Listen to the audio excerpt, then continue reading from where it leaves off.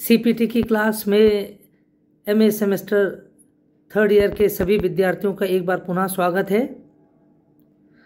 अगर आपको याद हो, मैंने आपसे पिछली बारी इससे पहले लेक्चर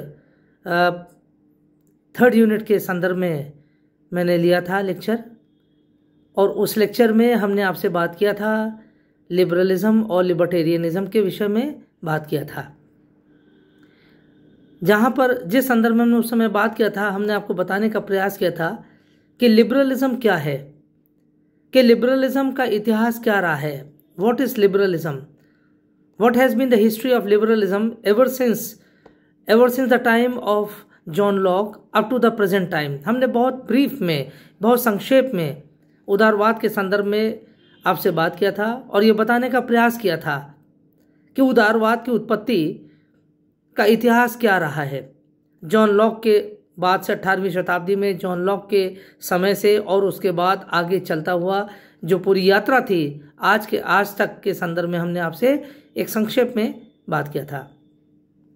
और आपको ये बताया था कि जो कंटेम्प्रेरी जो लिबरलिज्म है उसको एक दूसरा नाम दिया गया है लिबर्टेरियनिज्म का। उसी लिबर्टेरियनिज्म को न्यू लिबरलिज्म के नाम से भी जाना जाता है।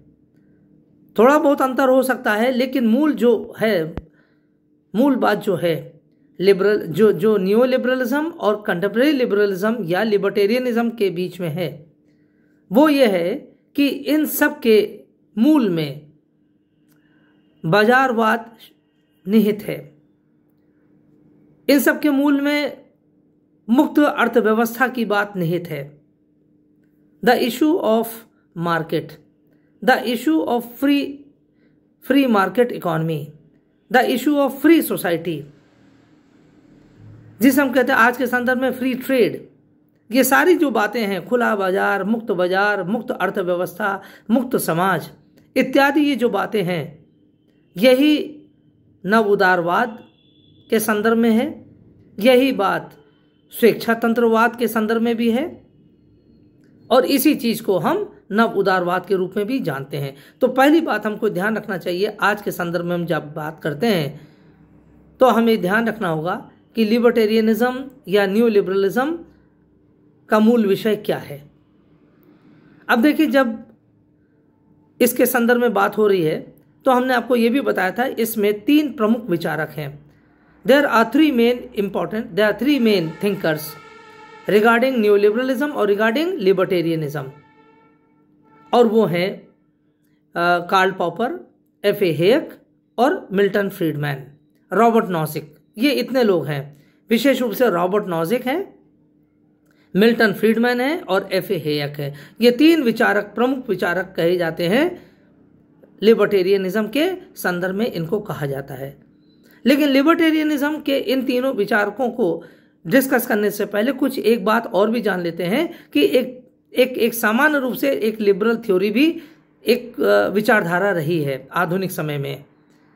यानी एक तरफ तो हमने बताया आपको लिबर्टेरियनिज्म है, स्वेच्छातंत्रवाद है, ये 20वीं शताब्दी के संदर्भ में ये जो विकास हुआ है। These are certain developments which have taken place, which took place in the 20th century, and in the 20th century these are the 3 leading scholars on the subject of libertarianism: Robert Nozick, F.A. हेयक और Milton Friedman. लेकिन इसके अलावा एक विचारधारा ये भी थी, एक सामान्य विचारधारा, एक सामान्य उदारवादी विचारधारा। और ये जो सामान्य उदारवादी विचारधारा एक जनरल लिबरल थ्योरी है जो 20वीं शताब्दी में है, उसका प्रतिनिधित्व करता है Karl Raymond Popper. He is another very important scholar और thinker on this subject.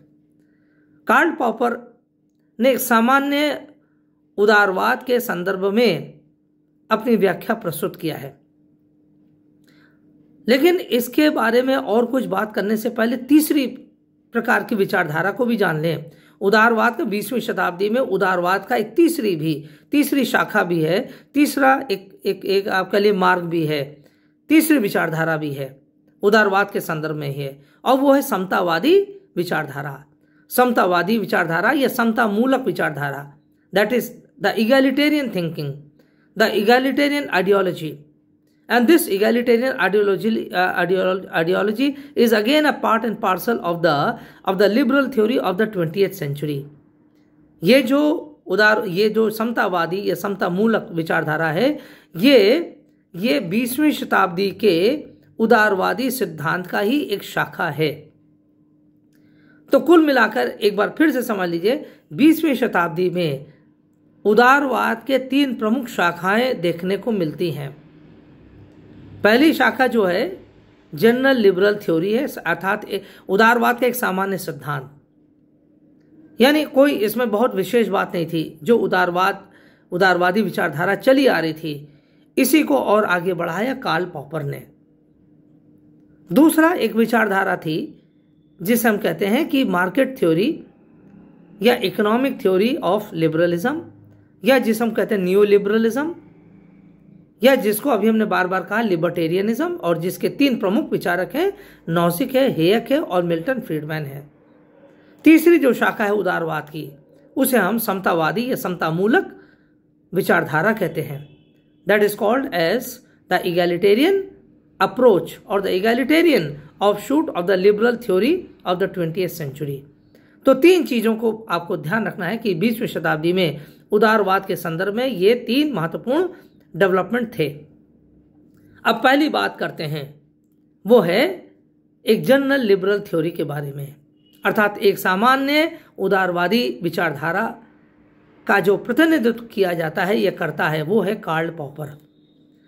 Karl Popper का अगर हम जीवन काल देखें तो डैट एक्सटेंडेड फ्रॉम 1902 टू 1996, 1902 से लेकर 1996 तक इनका जीवन काल था। ही lived a long life of 94 years, और इस लंबे जीवन काल में इन्होंने बहुत कुछ लिखा पढ़ा, बहुत कुछ इन्होंने बहुत बड़ा योगदान दिया उदारवाद के संदर्भ में या उदारवादी साहित्य में। और इनकी 3 प्रमुख कृतियां हैं। देयर आर 3 मेन राइटिंग्स और 3 main books of Karl Popper. पहला है the logic of scientific discovery. The logic of scientific discovery that was written by him in the year 1934। 1934 में इन्होंने अपनी पहली किताब लिखा, प्रमुख किताब जिसे हम कह, वैसे तो उन्होंने बहुत कुछ लिखा है, तो एक जो प्रमुख पहली जो किताब आती है the logic of scientific discovery 1934 में। दूसरी इनकी जो प्रमुख पुस्तक है the open society and its enemies, the open society and its enemies in the year 1945। खुला समाज और उसके शत्रु, ये पुस्तक 1945 में आई। The open society and its enemies 1945 में किताब लिखी गई, खुला समाज तथा उसके शत्रु। और तीसरा है the poverty of historicism, the poverty of historicism. और ये जो पुस्तक थी ये 1952 में किताब आई। This book was written in the year 1952। The poverty of historicism अर्थात इतिहासवाद की पॉवर्टी की गरीबी, इतिहासवाद की गरीबी या इतिहासवाद का जिसे आप और कह लें कि बिल्कुल कंगालीपन, पॉवर्टी उसे कहते हैं, यहाँ उसी सेंस में यूज हुआ है। तो यानी इतिहासवाद की निर्धनता का खोखलापन, निर्धनता से ज्यादा उसका खोखलापन। इतिहासवाद कुछ और नहीं है बल्कि एक खोखली विचारधारा है, कहने का ये अभिप्राय है। तो पहले कार्ल पॉपर के बारे में कुछ आधारभूत हमें बातें जानना चाहिए। इनकी 3 प्रमुख किताबें हैं जो हमने कहा, the logic of scientific discovery 1934 में, दूसरी किताब the open society and its enemies 1945 में, और तीसरी पुस्तक जो थी द पॉवर्टी ऑफ हिस्टोरिसिज्म 1952 में, ये तीसरी किताब थी। Karl Popper was basically a Jewish thinker, he was a Jew, ये एक यहूदी विचारक थे। He was born in Austria, he was born and brought up in Austria. Austria आप जानते हैं वेस्ट यूरोप का एक बहुत अच्छा देश है।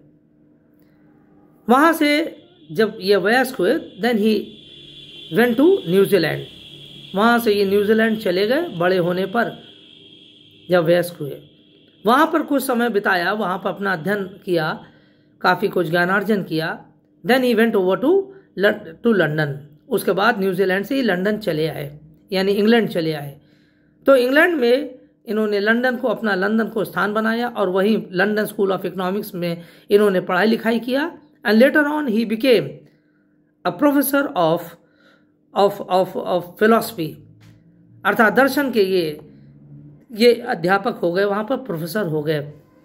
द प्रोफेसर ऑफ लॉजिक, है ना, ये लॉजिक के तर्कशास्त्र है, दर्शन शास्त्र है, ये सब मिला जुला एक जो पूरी एक शाखा है, उसके ये प्रोफेसर बन गए। So in this way he taught for a long time at the London School of Economics and thereafter he retired from that institution. वहाँ से फिर उन्होंने सेवा निवृत्ति, वहीं से रिटायर भी हुए।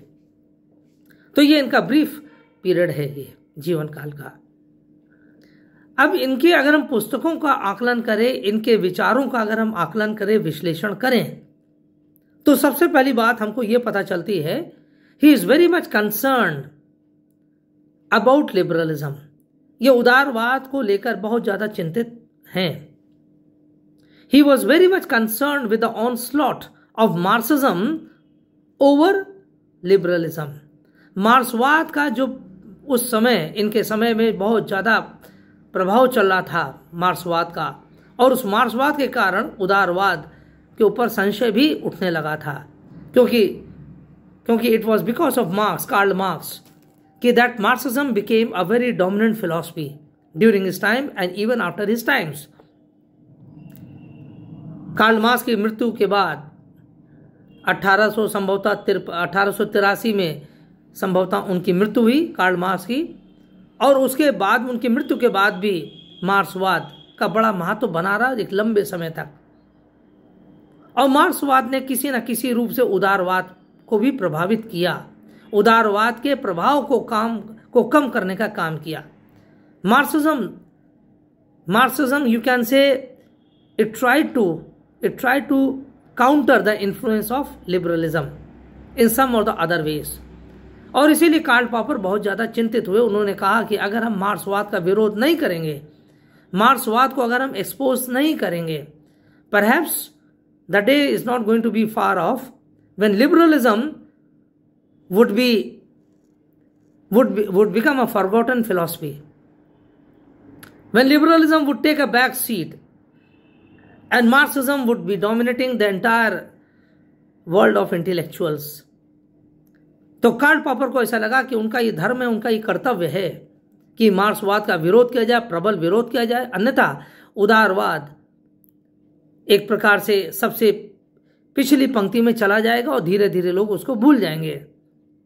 इसलिए उसने उदारवाद को बनाए रखने के लिए उसके ऊपर जो प्रहार किए जा रहे थे उदारवादी विचारधारा पर, उन सभी प्रहारों का उसने प्रत्युत्तर देने का प्रयास किया।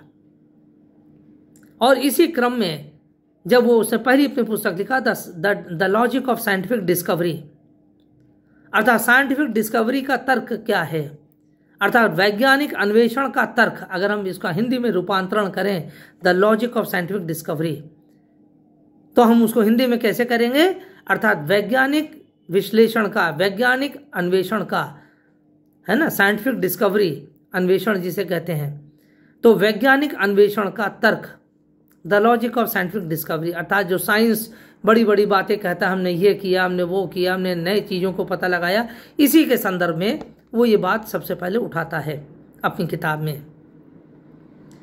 उसके समय में लॉजिकल पॉजिटिविज्म भी बड़ा डोमिनेंट फिलॉसफी बन गई थी। अच्छा, तार्किक प्रत्यक्षवाद, इसको हम क्या कहते हैं, तार्किक प्रत्यक्षवाद, लॉजिकल पॉजिटिविज्म, जिसको डेविड ह्यूम ने काफ़ी ज़्यादा इस थ्योरी को बढ़ाने का श्रेय जाता है डेविड ह्यूम को, और साथ ही साथ बात के अन्य विचारकों को भी जाता है। लॉजिकल पॉजिटिविस्ट ये मानते थे कि इस दुनिया में वही सत्य है जिसको हम अपने सेंसरी ऑर्गन से हम महसूस कर सके, अनुभव कर सकें। लॉजिकल पॉजिटिविस्ट, जिसे पॉजिटिविज्म क्या होता है, प्रत्यक्षवाद, जिसे हम कहते हैं ना प्रत्यक्षम किम प्रमाणम, अर्थात जो प्रत्यक्ष है उसका प्रमाण क्या चाहिए। अगर हमें अगर हमें आप दिख रहे हैं, अगर हमें इस वीडियो लेक्चर में पीछे फोटो दिख रही है, एक पेंटिंग दिख रही है, तो यानी ये वास्तव में है, ये प्रत्यक्ष उपस्थित है और यही इसका प्रमाण है कि हाँ ये अस्तित्व में है। तो इसीलिए कहते हैं प्रत्यक्षम किम प्रमाणम, जो दिख रहा है उसके लिए प्रमाण की क्या जरूरत है। तो अर्थात लॉजिकल क्या है इसमें, अर्थात तार्किक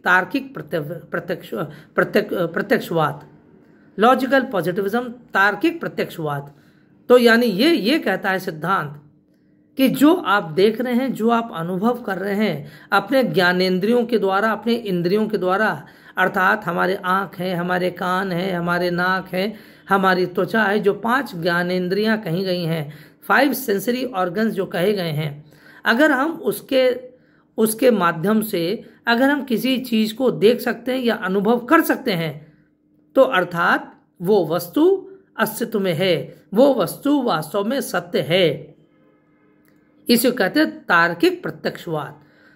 तार्किक आधार पर अगर आप किसी चीज को प्रमाणित कर सकते हैं तो वो तार्किक प्रत्यक्षवाद कहलाता है।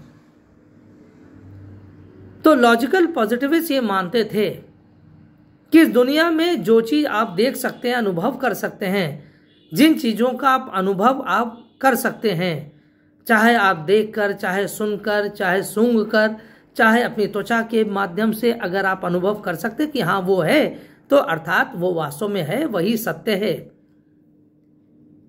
तो इसलिए उन्होंने कहा, जो लॉजिकल पॉजिटिविस्ट थे, तार्किक प्रत्यक्षवादी थे, उन्होंने उदारवाद के ऊपर प्रहार करते हुए कहा कि जो उदारवाद में बहुत सारी चीज़ों को शामिल कर लिया गया है, जैसे मेटाफिजिक्स के बारे में बात करते हैं, फिलॉसफी के बारे में बात किया गया, दर्शन के बारे में, पराभौतिक यानी मेटाफिजिक्स के बारे में, पराभौतिक वस्तुओं के बारे में, एपिस्टेमोलॉजी यानी तत्वमीमांसा क्या होता है, जो दर्शन शास्त्र होता है, फिलॉसफी से संबंधित जो होता है, अर्थात जैसे सुकरात का दर्शन था, प्लेटो का दर्शन था, उसमें कहीं ना कहीं उदारवाद का दर्शन दिखता है हमें। भले ही उसके बारे में कहा कि वो फांसीवादी विचारक था, लेकिन अरस्तु का जो विचारधारा उसमें हमें उदारवाद और ज्यादा मिलता है। इसी तरह बहुत सारे अन्य विचारक हैं जिन्होंने अपने जो विचार प्रस्तुत किए हैं वो उदारवादी विचारधारा से संबंध रखते हैं। लेकिन जब हम उसमें उदारवाद देखते हैं तो वहां पर कहीं ना कहीं वो फिलॉसफिकल भी हो जाते हैं, अर्थात दार्शनिक भी हो जाते हैं। जैसे प्लेटो का आइडियल स्टेट है, थोड़ा उसमें आइडियलिज्म आ गया है, भले ही वो चीज व्यवहार से बहुत दूर है। सारी चीजें जो प्लेटो कहता वो प्राप्त नहीं करी जा सकती हैं, और स्वयं प्लेटो ने इस बात का अनुभव किया कि कभी भी फिलॉसफर रूलर को वो पा नहीं सका अपने जीवन काल में। लेकिन फिर भी उसे कहा जाता है he is a thinker of a different kind. उसमें कहीं कहीं फांसीवाद के गुण भी पाए जाते हैं, तत्व पाए जाते हैं, कहीं कहीं उदारवाद के भी तत्व पाए जाते हैं, क्योंकि वो आइडियलिस्ट थिंकर है।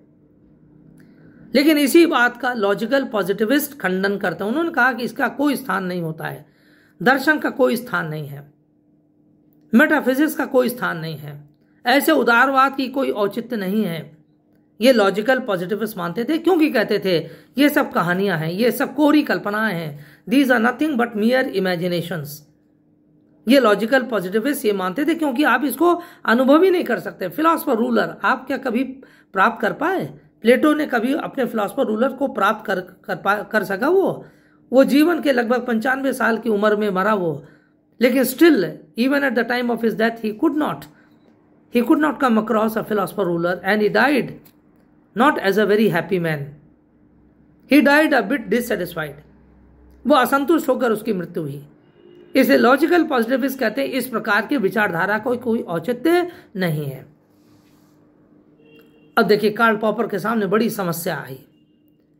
कार्ल पॉपर ने देखा कि इस प्रकार के जो लॉजिकल पॉजिटिविज्म है वो एक के बाद एक सारे लिबरल थ्योरी को, लिबरल आइडियोलॉजी को तो पूरा धराशायी कर देगा।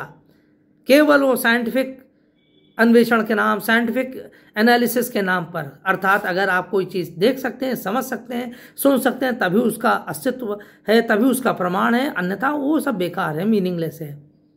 कार्ल पॉपर ने इस बात का विरोध किया। कार्ल पॉपर ने कहा no this is wrong. Karl Popper ने कहा अगर आप साइंस के बारे में अगर आप बात करते हैं कि उसका वो प्रमाण होना चाहिए, वो अस्तित्व में होगा तभी माना जाएगा जब उसका प्रमाण हो। कार्ल पॉपर ने कहा यही तो आप लोग कहते हैं ना लॉजिकल पॉजिटिविस्ट। उन्होंने कहा लेकिन आप जिस साइंस के बारे में बात कर रहे हैं वो साइंस, और जो साइंस के बारे में आप बात कर रहे हैं वही साइंस आप बता रहे हैं, वही लॉजिकल पॉजिटिविज्म उसी को मानता है, साइंटिफिक डिस्कवरी को ही लॉजिकल पॉजिटिविज्म मानता है। कार्ल पॉपर ने कहा यही तो आप लोग कह रहे हैं ना साइंटिफिक डिस्कवरी। तो उसने कहा कि जिस साइंस के बारे में आप बात कर रहे हैं वो वास्तव में वो सत्य की खोज नहीं करता है। Science is not concern with finding out the truth, it is only and only concern with proving something as false. Karl Popper का मानना है, और यही उसकी पुस्तक है, the logic of scientific discovery, यानी लॉजिक जो आप साइंटिफिक डिस्कवरी बता रहे हैं, वैज्ञानिक अन्वेषण बता रहे हैं, जिस चीज का आप बता रहे हैं हमने ये चीज पाया, विज्ञान से ये सिद्ध किया, वो किया, उसने कहा ये सब बेकार की बातें हैं। उन्होंने कहा कि साइंस तो वेरिफिकेशन मांगता है, सत्यापन मांगता है, लेकिन वो सत्यापन किस बात का करता है? सत्यापन सही बात का नहीं करता है, सत्यापन इस बात का करता है कि जो आप कह रहे हैं कहीं वो गलत तो नहीं है। साइंस प्रूव करता है कि वो मिथ्यापन को प्रूव करता, फॉल्सिफिकेशन का प्रूव करता है, वो सत्य की ओर नहीं जाता है। वो अगर वास्तव में सत्य की ओर जाता तो एक बार सत्य की खोज कर लेता, तो उसके बाद साइंटिफिक डिस्कवरी का क्रम रुक जाता है। कार्ल पॉपर ने बहुत अच्छा तर्क दिया। उसने कहा if you say that science is concern with finding out the truth, then perhaps that truth would have long been achieved and there wouldn't have been any further need for the science to discover and rediscover. यानी आप समझ लीजिए, कभी कहा जाता है कि eating chocolates is a good thing, chocolate खाना एक बहुत अच्छी बात है, it is good for health. एक हफ्ते के बाद दूसरा रिसर्च आती है न्यूयॉर्क यूनिवर्सिटी से, और वहाँ के वैज्ञानिक ये बताते हैं कि नहीं chocolate is harmful because there is mica, there is silica, there is tin, all these synthetic chemicals they are present in chocolate। Chocolate में ये सारी चीजें जैसे टिन है, सिलिका है, माइका है, इस प्रकार के हानिकारक तत्व हैं उपलब्ध हैं, इसलिए ये नुकसान करता है। अब देखिए इससे पहले की रिसर्च ने कहा था कि chocolate is good, it is good for health, लेकिन उसी चॉकलेट के बारे में कुछ समय बाद कहा गया नहीं बेकार है। अब लेटेस्ट क्या चल रहा है, black chocolate is good, black chocolate is good, black choco is good short में कहते हैं। लेकिन फिर अब उसके ऊपर संशय उठने लगा है कि नहीं इसमें भी कहीं ना कहीं हानिकारक तत्व हैं, अभी जो रिपोर्ट्स आ रही हैं। इसीलिए लोग कहते हैं कि ये साइंस क्या है, साइंस आपको सही दिशा में नहीं ले जा रही है, साइंस केवल उस बात को पता करने की कोशिश कर रही कहीं जो बात कही गई है कहीं गलत तो नहीं है वो, और वो गलत उसमें जो है उसी को ढूंढने का प्रयास करती है साइंस, विज्ञान। और इसीलिए कार्ल पॉपर ने कहा अगर साइंस ने अगर एक बार कह दिया होता, वास्तव में अगर साइंस सत्य की खोज करता है और उसने अगर एक बार कह दिया था कि that chocolates are good for health, then that should have been the final point of discovery. लेकिन ऐसा नहीं है, ये बार बार रिसर्चेस हो रही हैं और हर बार जो रिसर्च का रिपोर्ट्स आती है वो पिछली रिसर्च को वो खारिज करती है, खंडन करती है। नहीं पहले मैंने जो कहा था वो गलत था, अब की बात सही हो रही है। तो यानी गलत वाली जो गलत चीजों को वो फाइंड आउट करने का प्रयास कर रहा है। इसलिए वो लॉजिकल पॉजिटिविस्ट को कहता है, सुन लीजिए श्रीमान जी, आप लोग जो कहते हैं कि science is concern with finding out the truth, that is absolutely wrong. Science का मूल कर्तव्य क्या है, मूल काम यह है कि वो फॉल्सिफिकेशन को फाइंड आउट करता है, मिथ्यापन को ढूंढता है, जो गलत है किसी चीज में उसको ढूंढने का प्रयास करता है। अगली बार जब फिर और उसके ऊपर स्टडी होगी तो यह देखा जाएगा कि पहला जो उसने फाइंडिंग्स किया था कहीं वो गलत तो नहीं थी, कहीं उसमें दोष तो नहीं रह गया था। इसे पहली बात लॉजिकल पॉजिटिविस्ट को यहां पर वो करेक्ट करता है। दूसरी बात वो कहता है कि लॉजिकल पॉजिटिविस्ट जो ये मानते थे कि there is no place for metaphysics और एपिस्टेमोलॉजी और philosophy in the study of in the study of knowledge. और उसने कहा कि ज्ञान के क्षेत्र में, जो लॉजिकल पॉजिटिविस्ट कहते थे, ज्ञान के क्षेत्र में दर्शन शास्त्र का, तत्व मीमांसा का या पराभौतिकी अध्ययन का कोई अर्थ नहीं होता है। अगर आप वैज्ञानिक अध्ययन कर रहे हैं, if you are doing a scientific study, then there is no place for philosophy, no place for metaphysics and no place for epistemology. वैज्ञानिक अध्ययन में इन तीन चीजों का कोई अर्थ नहीं है, ये लॉजिकल पॉजिटिविस्ट कहते थे, क्योंकि ये सब अनुमान पर आधारित हैं, इमेजिनेशन पर आधारित हैं। कार्ल पॉपर ने कहा नहीं, ये बात बिल्कुल गलत है। आप कहते हैं कि इमेजिनेशन पर आधारित है, इनको प्रमाणित नहीं किया जा सकता और इसलिए अर्थहीन है। He says this is absolutely wrong. Your contention, that is the contention of logical positivists, that these three kinds of things, philosophy, metaphysics and epistemology, they are meaningless because they do not have any evidence of their existence. ये अपने अस्तित्व का कोई प्रमाण नहीं दे पाते हैं, इसलिए ये अर्थहीन है। कार्ल पॉपर ने कहा ये बिल्कुल गलत बात है। उन्होंने कहा साइंटिफिक जब आप स्टडी करते हैं, जब आप कोई वैज्ञानिक अध्ययन करते हैं, तो उस वैज्ञानिक अध्ययन में यही फिलॉसफिकल कंसेप्ट्स, यही मेटाफिजिकल कंसेप्ट्स आपके लिए कुछ बैकग्राउंड तैयार करते हैं। दीज फिलॉसफिकल और these metaphysical concepts they prepare some kind of ground for you on which you carry on your studies. इन्होंने कहा कि मेटाफिजिक्स को आप कहते हैं कि that is not a science, okay accepted.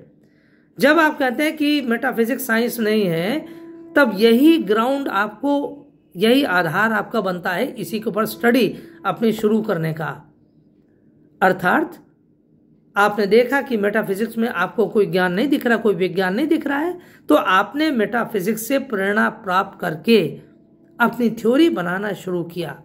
From metaphysics to physics, your movement started from metaphysics to physics, यानी आप पराभौतिक से भौतिकता की ओर बढ़ने लगे। और अगर आपके दिमाग में, अगर आपके मस्तिष्क में पराभूत नाम की, पराभौतिक नाम की कोई चीज ना होती, तो संभवतः आप भौतिक पदार्थों की खोज भी ना कर पाते। If there was no philosophy, perhaps there wouldn't have been any physics. अगर दर्शन नहीं होता तो भौतिकवाद भी ना होता, क्योंकि दर्शन से अलग हटकर ही, उससे अलग हटकर ही फिजिकल वर्ल्ड है, भौतिक विश्व है। इसलिए इस चीज को डिफरेंशिएट करने के लिए you need some ground, you need some platform. अगर तत्व मीमांसा ना हो, अर्थात तत्व जिसे हम कहते हैं ज्ञान है, तत्व है, हमारा अध्यात्म है, स्पिरिचुअलिज्म है, योग है, साधना है, लॉजिकल पॉजिटिविस्ट कहेंगे कि नहीं सब बेकार है, क्योंकि इसका कोई साइंटिफिक बेसिस नहीं है। जब साइंटिफिक बेसिस नहीं है, आप मानते हैं, तब आपने क्या किया, दूसरे प्रकार का अध्ययन शुरू किया। अब आपने उसमें फिजियोथेरेपी शुरू कर दिया। यूं तो योग के बारे में हम लोग कितनी बात कहते हैं, योग साइंटिफिक है, लेकिन लॉजिकल पॉजिटिविस्ट कहेंगे know that is not scientific. Scientific तो है फिजियोथेरेपी है, साइंटिफिक तो है जिम की एक्सरसाइजेज, जहां पर मीटर लगा होता है, जहां पर रिकॉर्डर लगा होता है, जहां पर आपके वाइब्रेशंस को मेजर करने के लिए इंस्ट्रूमेंट्स लगे होते हैं। उनके नजरों में, उनकी दृष्टि में दिस इज साइंस। तो इसलिए कार्ल पॉपर ने कहा आपका जो कंटेंशन ये है कि मेटाफिजिक्स का कोई आधार नहीं है, फिलॉसफी का कोई आधार नहीं है, इसका कोई अस्तित्व ही नहीं है वैज्ञानिक दृष्टिकोण से। तो कार्ल पॉपर ने कहा नहीं, ये भी बात बिल्कुल गलत है कि इसका कोई आधार नहीं है। अगर मेटाफिजिक्स ना होती, अगर फिलॉसफी ना होती, तो आप फिजिकल वर्ल्ड के बारे में आप कभी खोज ही नहीं कर पाते, आप भी इमेजिनेशन में पड़े रहते। इसलिए आपको ये बताना था कि इमेजिनेशन से अलग हटकर रियलिटी भी होती है। Only when you came to know about imagination, then only could you discover what reality is. Therefore, in your study, imagination is an integral part.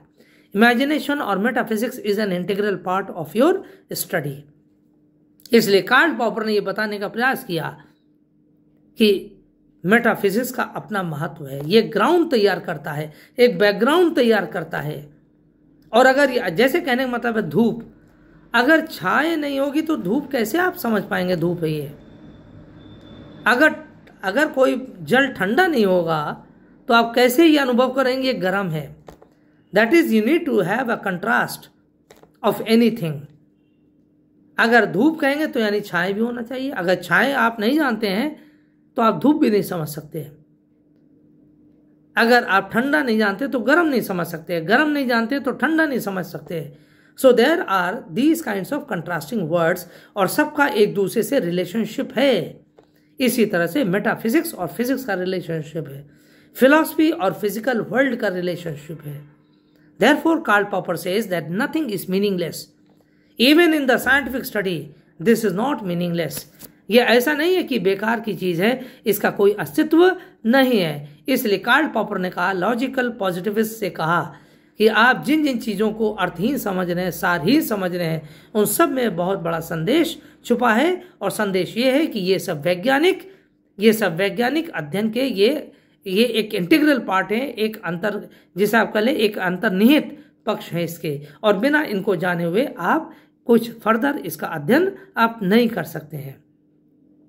ये दूसरी ये बात हो गई। और तीसरी बात ये है कि यहाँ पर अब वो बात करता है अबाउट यही जो साइंटिफिक डिस्कवरी ऑफ लॉजिक है, the logic of scientific discovery, logical positivist को बताते हुए तीसरी बात एक और वो ये बात करता है, और वो ये है कि about the methodology of study, अर्थात जो हमारे अध्ययन करने की जो विधि है, प्रक्रिया है, जो साइंटिफिक जो फिलोसफर, जो साइंटिफिक स्कॉलर्स हैं, जो वैज्ञानिक, जो आप कह लीजिए जो वैज्ञानिक होते हैं, वैज्ञानिकों का यह मानना है कि अध्ययन पद्धति वो होना चाहिए पर्टिकुलर टू जनरल होना चाहिए। यानी साइंटिफिक जो मेथोडोलॉजी होती है, जो वैज्ञानिक तरीका होता पढ़ाई करने का, वो कैसे होता है, वो पर्टिकुलर टू जनरल होता है। This is called inductive method, अर्थात आगमनात्मक पद्धति होती है, आगमनात्मक, from particular to general, this is inductive method.